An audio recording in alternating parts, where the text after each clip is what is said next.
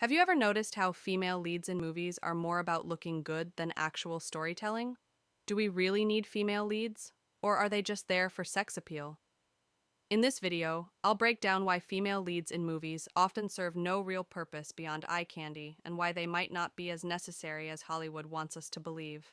Let's dive in. We will start to answer the question, what makes a character important? A truly great character should have two things. Number one, depth and motivation. Do they have strong reasons for their actions? Number two, uniqueness and memorability. Do they stand out and leave an impact? Now, let's test female leads against this standard.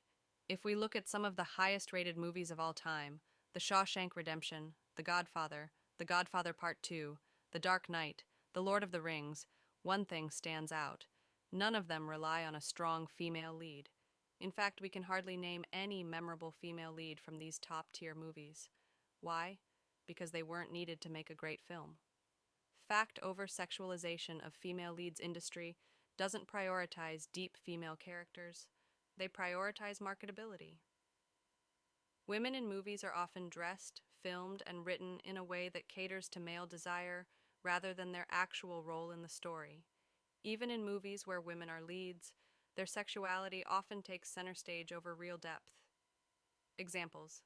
Number 1, Megan Fox in Transformers. Introduced with slow motion shots highlighting her body. Her character, Michaela, contributes little beyond being the love interest. Number 2, Scarlett Johansson's Black Widow, early MCU. Costumes and fight choreography focus on seduction. Early films, Iron Man 2, Avengers, use her more for visual appeal than her spy abilities. Number 3, Margot Robbie's Harley Quinn in Suicide Squad overly sexualized costume, tiny shorts, fishnets, despite being a fighter. Marketed heavily on her appearance rather than character complexity. Number 4, Emma Stone in Poor Things. The film revolves around her sexual exploration, not other aspects of her character. Explicit scenes dominate the narrative, making her sexuality the main focus. Number 5, Honora. The story follows a stripper marrying into a wealthy family, meaning the female lead is directly linked to sex work, likely to emphasize sexual themes over other character aspects. Number 6, The Handmaiden. While a strong film, it relies heavily on explicit lesbian sex scenes, catering to voyeuristic appeal. Female agency exists, but is deeply tied to sexuality. Key point number 1, if female leads were truly necessary, they wouldn't rely on sex appeal to stay relevant. Let's break the fact. The movie industry's formula. Sex sells industry doesn't push female leads because they're strong. They push them because they sell.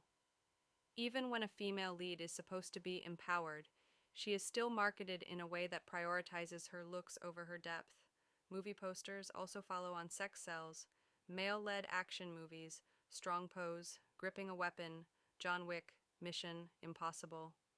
Female-led movies, Seductive Pose, Arched Back, Revealing Outfit, Black Widow, Avengers, Tight Jumpsuit, Hip Out Pose. Tomb Raider, Angelina Jolie's version had exaggerated curves in posters. Suicide Squad, Harley Quinn licking a bat instead of looking dangerous. Trailers that sell, looks over skills. When a male action star is introduced, the trailer shows his abilities, fighting, intelligence, survival. When a female lead is introduced, the trailer often lingers on her body before showing her doing anything significant. Wonder Woman, 2017. The trailer had slow shots of Gal Gadot's face, lips, and legs before showing her battle scenes. Catwoman, 2004.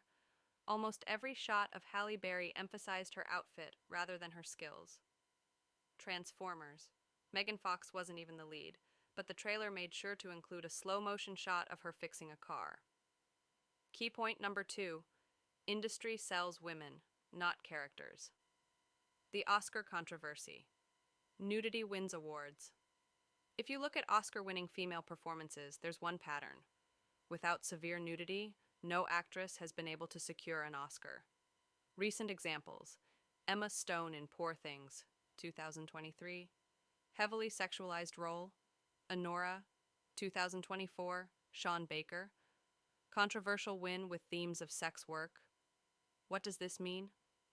It means that Hollywood values women only for nudity and sex in movies, not for depth, not for complexity, just marketability.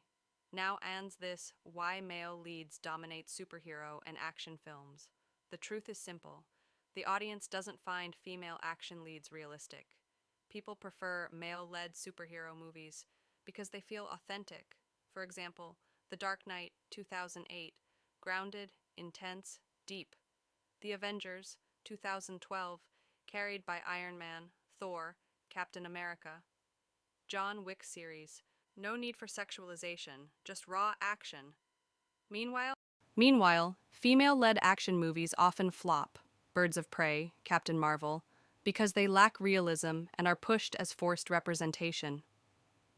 Key point number 3. The market doesn't demand female leads. Hollywood forces them for profit. Now here's the truth. Media is influenced by reality. Most of the audience doesn't find female action leads realistic, which is why they prefer male-led superhero movies over female-led ones. To sum up, women need to step outside the stereotypical roles to add value in other areas. Directors will be able to make movies with female leads that are not just about marketing, but about genuine storytelling and importance. Conclusion. Now we can ans this. Do we need female leads? If their role is primarily for nudity or sex appeal, then they are not necessary for storytelling. A good movie needs strong characters, not forced female leads used for marketing. Final thought, the best movies are those that focus on great writing, not gender quotas. Strong storytelling matters, not token representation. Subscribe for more. If you agree or disagree, let's discuss in the comments below.